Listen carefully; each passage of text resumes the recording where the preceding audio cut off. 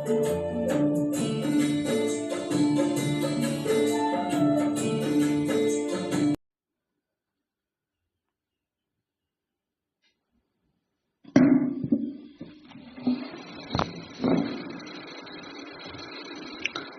शांति।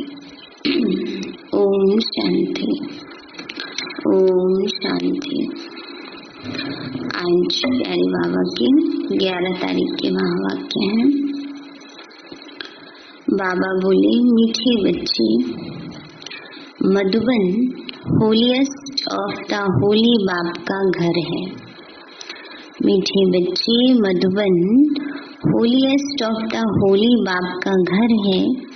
यहाँ तुम किसी भी पतित को नहीं ला सकते, क्योंकि जब बाबा से मिलने के लिए जाते हैं तो पूरी नियम धारणा वाले बच्चे ही बाबा मिलन में जा सकते हैं। इसलिए बाबा ऐसी बात कहते हैं, क्योंकि अगर नियम धारणाएं नहीं होंगी तो सिर्फ एक बस जैसे मिलकर आ गए। बाबा जो सर्वशक्तिवान भगवान है, उसके सम्मुख हम जा रहे हैं, उससे हम भरपूर होकर आए तो वो भरपूरता के लिए पात्रता भी चाहिए। वो पात्रता तभी आती है जब मनसा वाचा कर्मणा पवित्रता होती है, शुद्धता होती है। इसलिए बाबा ऐसी बात कहते हैं। प्रश्न है, इस ईश्वरीय मिशन में जो पक्के निश्चय बुद्धि हैं, उनकी निशानियां क्या होंगी? बाबा बोले, वे स्तुति निंदा सब में धीरज से काम लेंगे। दूसरा, क्रोध नहीं करेंगे। तीसरा, किसी को भी दैहिक दृष्टि से नहीं देखेंगे, आत्मा को ही देखेंगे, आत्मा होकर बात करेंगे। चौथा, स्त्री पुरुष साथ में रहते कमल फूल समान रहेंगे। पांचवा, किसी भी प्रकार की तमन्ना नहीं रखेंगे, इच्छा नहीं रखेंगे। गीत है, जले न क्यों परवाना। ओम शांति। रूहानी बच्चों प्रति रूहानी बाप समझा रहे हैं, अर्थात भगवान पढ़ा रहे हैं रूहानी स्टूडेंट को। उन स्कूलों में जो बच्चे पढ़ते हैं उन्हें कोई रूहानी स्टूडेंट नहीं कहेंगे ना। स्कूल में जो बच्चे पढ़ते हैं वे तो हैं ही आसुरी विकारी संप्रदाय के। आगे तुम भी आसुरी अथवा रावण संप्रदाय के थे। अब राम राज्य में चलने के लिए 5 विकारों रूपी रावण पर जीत पाने का पुरुषार्थ कर रहे हो। यह जो नॉलेज प्राप्त नहीं करते उन्हों को समझाना पड़ता है। तुम रावण राज्य में हो, खुद समझते नहीं। तुम अपने को मित्र संबंधी आदि को कहते हो। हम बेहद के बाप से पढ़ते हैं, तो ऐसे नहीं कि वो निश्चय करते हैं। वो क्यों निश्चय करेंगे ना। बाबा कहते जिनको ज्ञान है, समझ है, उनको निश्चय होता है। बाकी ऐसे किसी को कह दो भगवान में पढ़ाते तो थोड़ी कोई एकदम से निश्चय हो जाता है।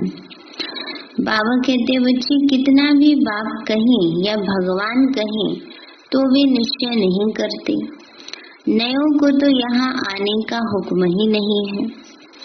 बिगर चिट्ठी व बिगर पूछे तो कोई आ भी नहीं सकते, परंतु कहाँ कहाँ कोई आ जाते। यह भी कायदे का उल्लंघन है। एक एक का पूरा समाचार, नाम आदि लिख पूछना होता है। इनको भेज देंगे। बाबा कहते हैं एक एक का पूरा समाचार जाता है। जब बाबा के पास मिलने की डेट्स आती हैं तो हर सेंटर से जाता है कि ये आत्मा आएगी, कितने दिन इसने नियम का पालन किया है। तो बाबा कहते हैं बच्चे, अगर कोई ऐसे ले जाते हैं, पवित्रता की धारणा नहीं करते हैं, तो फिर बाबा कहते हैं ये जैसे नियम का उल्लंघन है। एक एक का पूरा समाचार, नाम आदि लिख पूछना होता है। इनको भेज देवे। फिर बाबा कहते हैं भले भेज दो। अगर आसुरी पतित दुनिया के स्टूडेंट होंगे तो बाप समझाएंगे। वह पढ़ाई तो विकारी पतित पढ़ाते हैं, यह ईश्वर पढ़ाते हैं। उस पढ़ाई से पाई पैसे का दर्जा मिलता है। भले कोई बहुत बड़ा इम्तिहान पास करते, फिर कहाँ तक कमाते रहेंगे। विनाश तो सामने खड़ा है। नेचुरल कैलेमिटीज भी सब आने वाली हैं। यह भी तुम समझते हो। जो नहीं समझते उन्हों को बाहर विजिटिंग रूम में बिठाए समझाना होता है। ये है ईश्वरीय पढ़ाई। इसमें निश्चय बुद्धि ही विजयंती होंगे, अर्थात विश्व पर राज्य करेंगे। जिसको निश्चय होगा वही विश्व के मालिक बनेंगे, विश्व पर राज्य करेंगे। रावण संप्रदाय वाले तो यह जानते नहीं।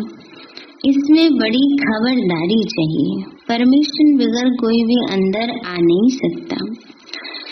यह भले कोई घूमने फिरने की जगह नहीं है। थोड़े समय में कायदे कड़े हो जाएंगे, क्योंकि ये है holiest of the holy. Shiv Baba को इंद्र भी कहते हैं। यह इंद्र सभा है। 9 रत्न अंगूठी में भी पहनते हैं। उन रत्नों में नीलम होता है, पन्ना माणिक भी होता है। यह सब नाम रखे हुए हैं। परियों के भी नाम है ना। तुम परियां उड़ने वाली आत्माएं हो। तुम्हारा ही वर्णन है ना। बाबा कहते हैं बच्चे परियों के भी नाम ऐसे ही हैं। तो वो परी कौन है? वो हम बच्चों का प्रतीक है, हम सब आत्माओं का प्रतीक है। रतन कौन है? हम सब आत्माएं हैं। बाबा कहते हैं परंतु मनुष्य इन बातों को कुछ भी समझते नहीं। अंगूठी में रत्न जब डालते हैं तो उनमें कोई पुखराज, नीलम, पेरूस भी होते हैं। कोई का दाम 1000 रुपया तो कोई का 10-20 हजार भी होता है। बच्चों में भी नंबरवार है। कोई तो पढ़कर मालिक बन जाते, कोई फिर पढ़कर दास दासियां बन जाते हैं। राजधानी स्थापन होती है ना, तो बाप बैठ पढ़ाते हैं। बाबा कहते राजधानी बनती है, बाबा बच्चों को बैठ पढ़ाते हैं। इंद्र भी उनको ही कहा जाता है। यह ज्ञान वर्षा है। ज्ञान तो सिवाय बाप के कोई दे न सके। तुम्हारी एम ऑब्जेक्ट ही ये है। ये माना लक्ष्मी नारायण है। बाबा कहते बच्चे अगर निश्चय हो जाए कि ईश्वर पढ़ाते हैं, फिर वह पढ़ाई को छोड़ेंगे नहीं। जो होंगे ही पत्थर बुद्धि, उनको कभी तीर नहीं लगेगा। पत्थर में तीर मारो तो तीर ही टूट जाता है, पत्थर थोड़ी टूटता है। बाबा कहते हैं बच्चे जो पत्थर बुद्धि है उनको तीर नहीं लगता। आकर चलते चलते फिर गिर पड़ते हैं। 5 विकार आधा कल्प के शत्रु हैं। माया देह विमान में लाकर थप्पड़ मार देती है। फिर आश्चर्यवत सुनंती, कथनती और भागंती हो जाते हैं। यह माया बड़ी दुस्तर है।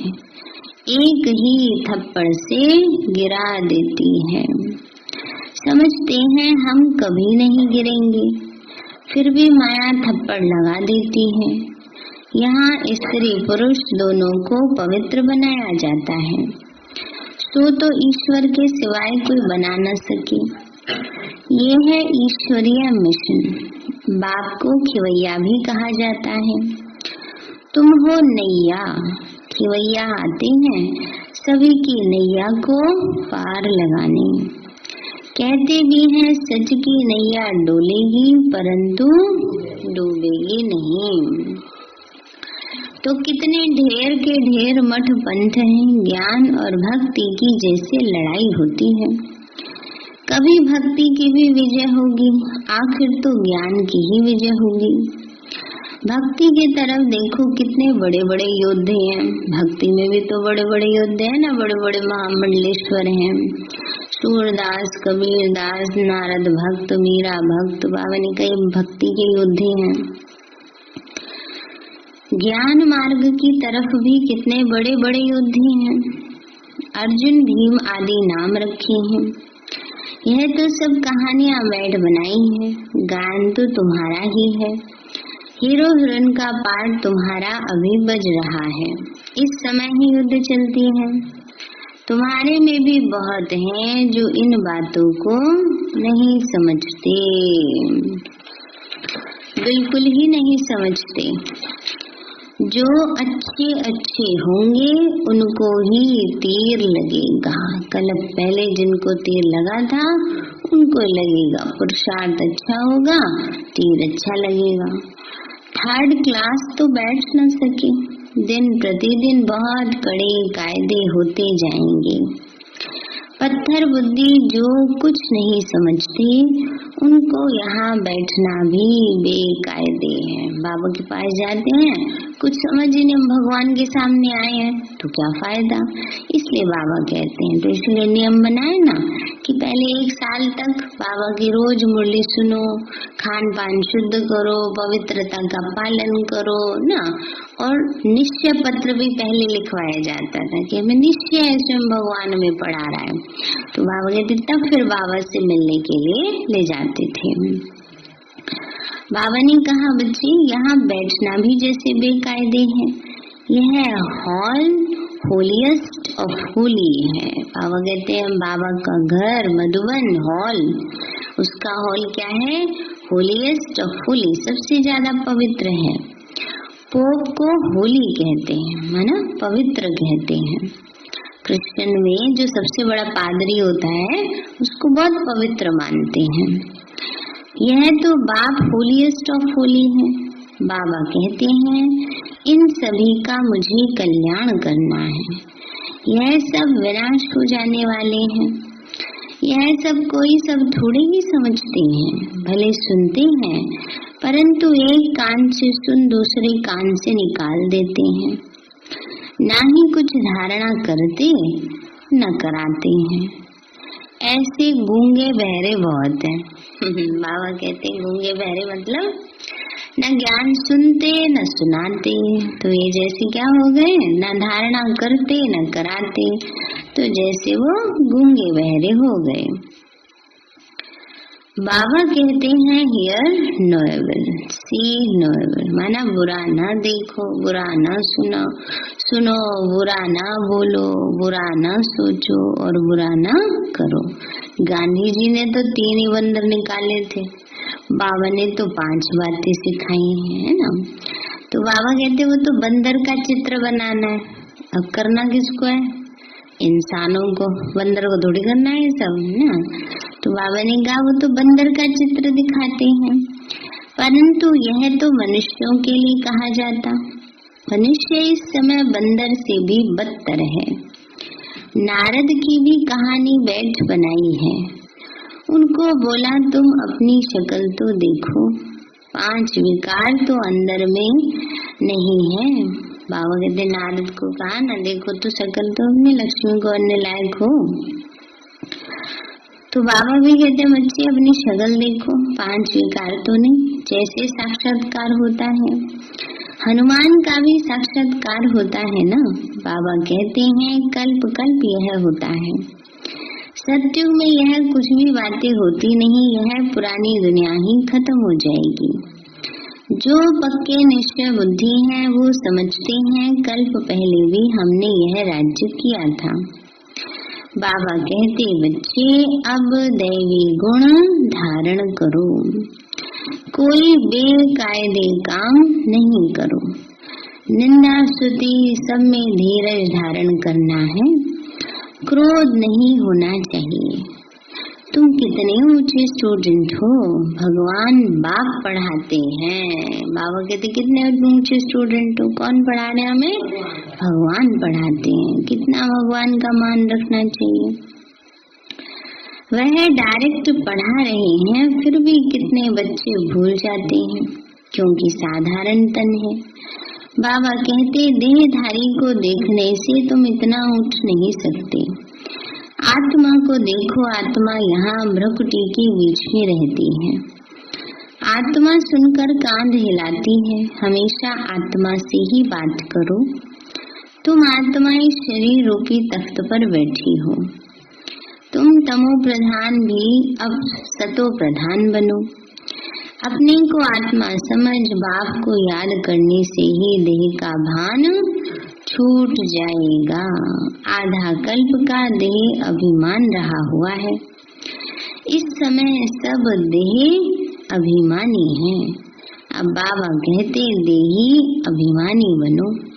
आत्मा ही सब कुछ धारण करती है। खाती पीती सब कुछ आत्मा ही करती है। मुर्दे थोड़ी खाते हैं। शमशान घाट में शरीर पड़ा है, वो थोड़ी खाएगा। जब आत्मा है तो छप्पन भोग खाती है, निकल जाती है तो ये पड़ा रहता है शरीर। तो खाती पीती सब कुछ आत्मा ही करती है। बाप को तो अभोक्ता कहा जाता है, वो है निराकार। यह शरीरधारी सब कुछ करती है, वह खाता पीता कुछ नहीं, अभोक्ता है। तो फिर वो लोग कॉपी बैठ करते, कितना मनुष्यों को ठगते हैं।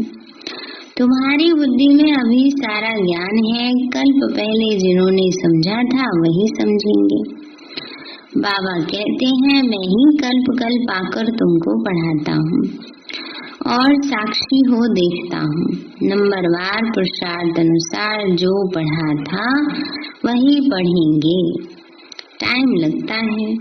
कहते हैं कलयुग अभी 40,000 वर्ष शेष है, तो घोर अंधियारे में है ना। इसको अज्ञान अंधियारा कहा जाता है। भक्ति मार्ग और ज्ञान मार्ग में रात दिन का फर्क है, यह भी समझने की बातें हैं। बच्चे बड़ी खुशी में डूबे हुए रहने चाहिए। बाबा कहते हैं, कल भी बाबा ने गाना खुशी रहनी चाहिए। बाबा कहते हैं खुशी में जैसे डूबे रहने चाहिए। सब कुछ है, कोई तमन्ना नहीं है। जानते हैं कल्प पहले मिसल हमारी सब कामनाएं पूरी होती हैं, इसलिए पेट भरा रहता है। भर गया पेट, भर रहा है अभी है? बाबा कहते हैं ज्ञान गुणों शक्तियों से आत्मा भरपूर हो रही है। तो पेट कोई वैसा पेट थोड़ा, ये पेट थोड़ा, ये तो रोटी से भर जाएगा।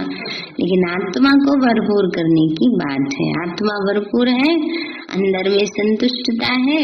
तो बाबा कहते हैं बच्चे पेट भरा रहेगा तो सारी कोई कामना ही नहीं रहेगी। जिसको ज्ञान नहीं उनका थोड़े ही पेट भरा रहेगा। कहा जाता है खुशी जैसी खुराक नहीं। जन्म जन्मांतर की राजाई मिलती है। दास दासी बनने वालों को इतनी खुशी नहीं रहेगी। पूरा महावीर बनना है, माया हिला न सके। बाबा कहते पूरा महावीर बनना है, माया बिल्कुल तुम्हें हिला न सके। बाबा कहते आंखों की बड़ी संभाल रखनी है। बाबा ने कहा क्या करना है? आंखों की संभाल करनी है। क्रिमिनल दृष्टि ना जाए। स्त्री को देखने से चलायमान हो जाती। अरे तुम तो भाई बहन कुमार कुमारियां हो ना, फिर कर्मेंद्रियां चंचलता क्यों करती हैं? फिर बाबा कहते बच्चे याद रखो कौन हो तुम। बड़े बड़े लखपति करोड़पति को भी माया खलास कर देती है, गरीबों को भी माया एकदम मार डालती है। फिर कहते हैं बाबा हमने धक्का खाया। अरे 10 वर्ष के बाद भी हार खा ली, अब तो पाताल में गिर पड़े। अंदर में समझते हैं इनकी अवस्था कैसी है। कोई कोई तो बड़ी अच्छी सर्विस करती। कन्याओं ने भी भीष्म पितामह आदि को बाण मारे हैं। गीता में थोड़ा बहुत है, यह तो है ही भगवानुवाच।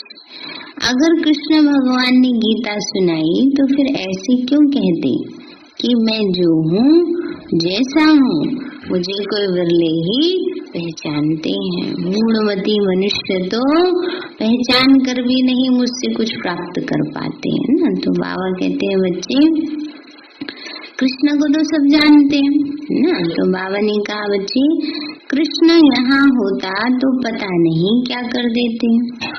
कृष्ण का शरीर तो होता है सतयुग में, यह नहीं जानते कृष्ण के बहुत जन्मों के अंत में अंत के शरीर में मैं प्रवेश करता हूँ। कृष्ण के आगे तो झट से भाग आए। पोप आदि आते हैं तो कितना झुंड आकर इकट्ठा हो जाता है।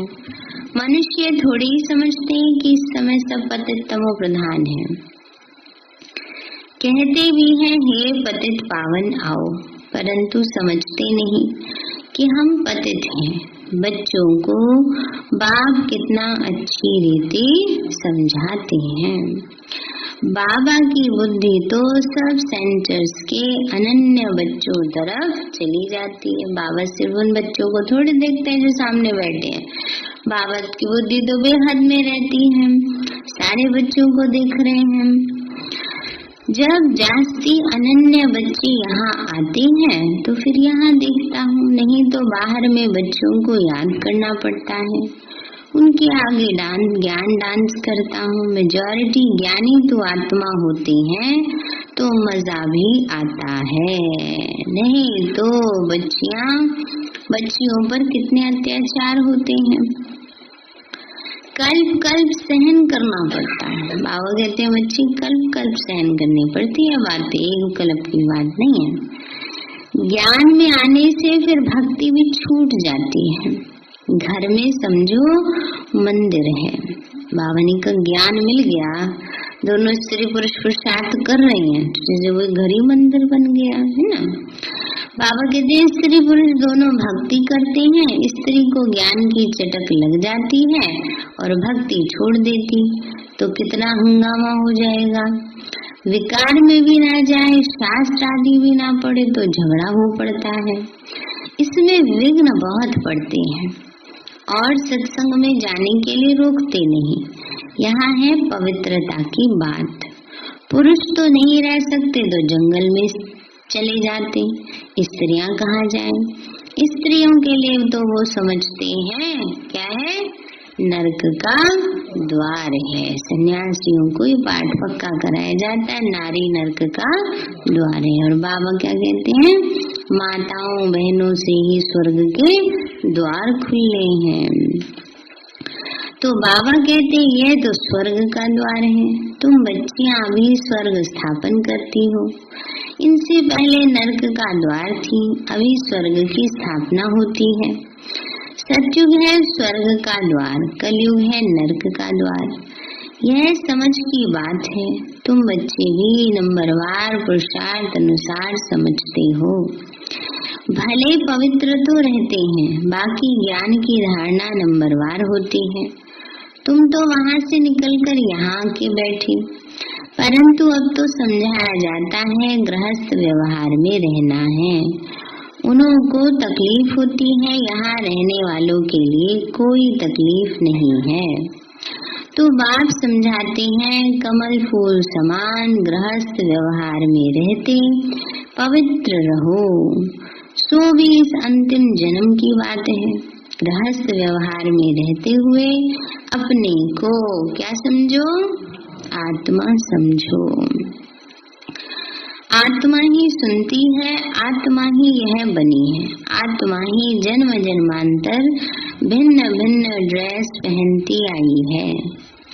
अब हम आत्माओं को वापस जाना है, बाप से योग लगाना है, मूल बात है ये। बाबा कहते हैं मैं आत्माओं से बात करता हूँ। आत्मा भ्रुकुटी के बीच रहती है, इन ऑर्गन्स द्वारा सुनती है। आत्मा इसमें नहीं होती तो शरीर मुर्दा बन जाता है। बाप कितना वंडरफुल ज्ञान आके देते हैं, है ना। बाबा कहते हैं कितनी समझ की बात है। नहीं तो पहले क्या कहते थे, हाय मैं आत्मा कहने के बजाय मेरी आत्मा कहते थे, है ना। लेकिन है असलियत में मैं आत्मा, है ना। मेरा तो शरीर है, तो अपने को शरीर समझते और आत्मा को अलग चीज समझते। पर बाबा ने कितनी गहराई की बात समझाई कि आप आत्मा हो, शरीर आपसे अलग है।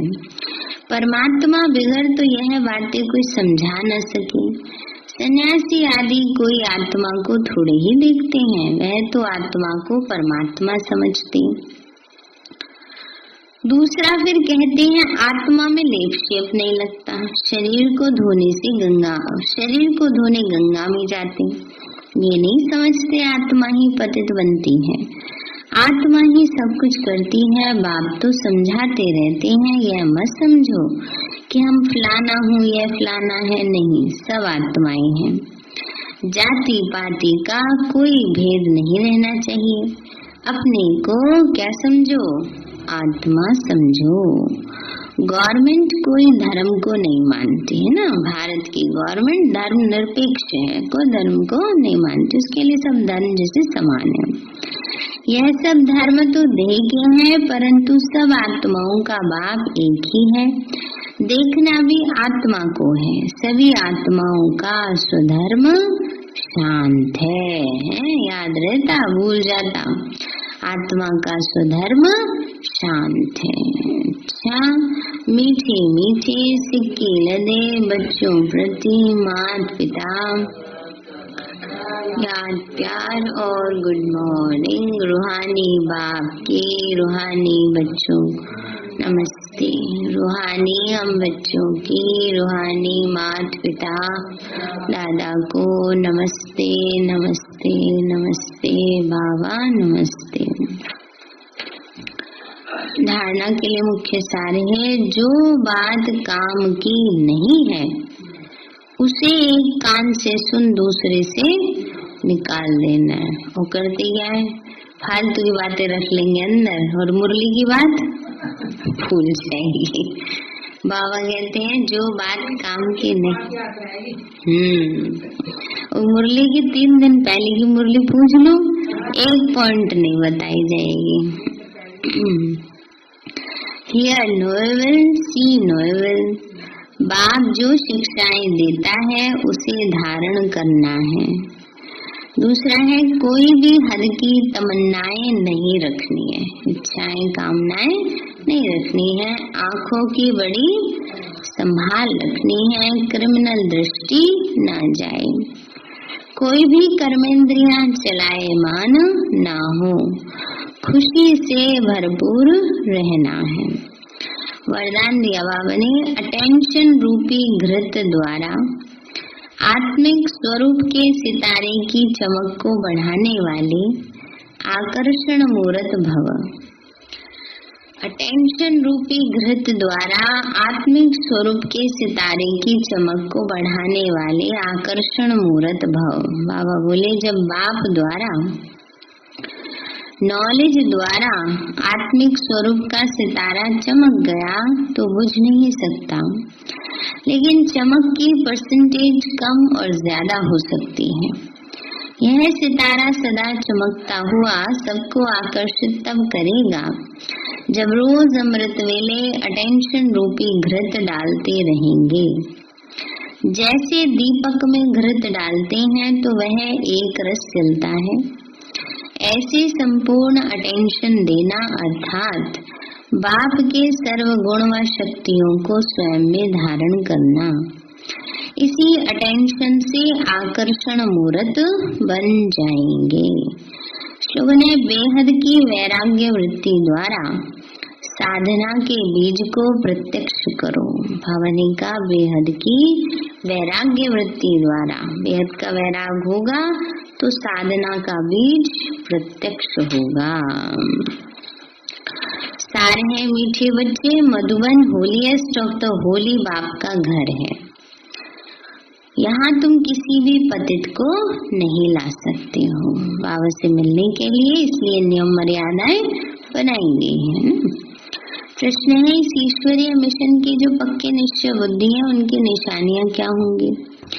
बाबा ने बताया, पहली बात वो निंदा स्तुति मान अपमान सब में धीरज से काम लेंगे। दूसरी बात, क्रोध नहीं करेंगे। तीसरी बात, किसी को भी दैहिक दृष्टि से नहीं देखेंगे, आत्मा को ही देखेंगे, आत्मा होकर ही बात करेंगे। चौथी बात, स्त्री पुरुष साथ में रहते कमल फूल समान रहेंगे। पांचवी बात, किसी भी प्रकार की तमन्ना नहीं रखेंगे। गीत है, जले न क्यों परवाना। अच्छा, ओम शांति। मीठे बाबा, आपने हमें सब कुछ दिया, आपका परम गुणावार शुक्रिया। प्यारे बाबा, आप हमें ज्ञान, गुणों, शक्तियों, वरदानों और सद्बुद्धि से भरपूर करते हो। आपका बार बार शुक्रिया। मीठे बाबा, आपने मुझ आत्मा को, इस सेवा स्थान को, विश्व की सर्वात्माओं को निर्विघ्न बनाया। आपका बार बार शुक्रिया। प्रकृति के पांचों तत्वों का भी शुक्रिया। साइंस के साधनों का भी शुक्रिया। लौकिक अलौकिक परिवार का भी शुक्रिया। हे तन, तुम्हारा भी शुक्रिया। विश्व की सर्वात्माओं का और ब्रह्मांड की सारी शक्तियों का सब प्रकार का सहयोग देने के लिए शुक्रिया। मीठे बाबा, मुझ आत्मा ने जाने अनजाने में जिन भी आत्माओं को मनसा वाचा कर्मणा दुख दिया है, मैं उन सभी से क्षमा चाहती हूँ। मुझे क्षमादान दिलाओ। और जिन आत्माओं ने मुझे दुख दिया है, विघ्न रूप बने हैं, मैं उन सभी को दिल से क्षमा करती हूँ। सबका कल्याण हो, सबको सुख शांति सद्बुद्धि मिले और बाबा के सेंटर की सेवाएं खूब बढ़ती जाएं।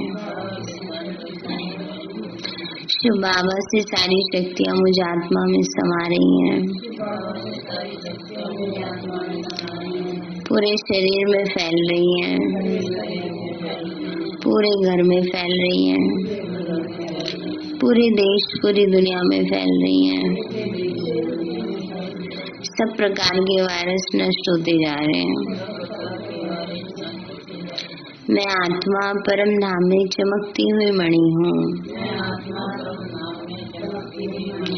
सतयुग में पावन देवताई शरीर में हूँ। मैं अष्टभुजाधारी देवी दुर्गा हूँ। विघ्न विनाशक गणेश हूँ। मैं बाबा की छत्र छाया में पलने वाली सर्वश्रेष्ठ ब्राह्मण आत्मा हूँ। मैं फरिश्ता हूँ। ओम शांति।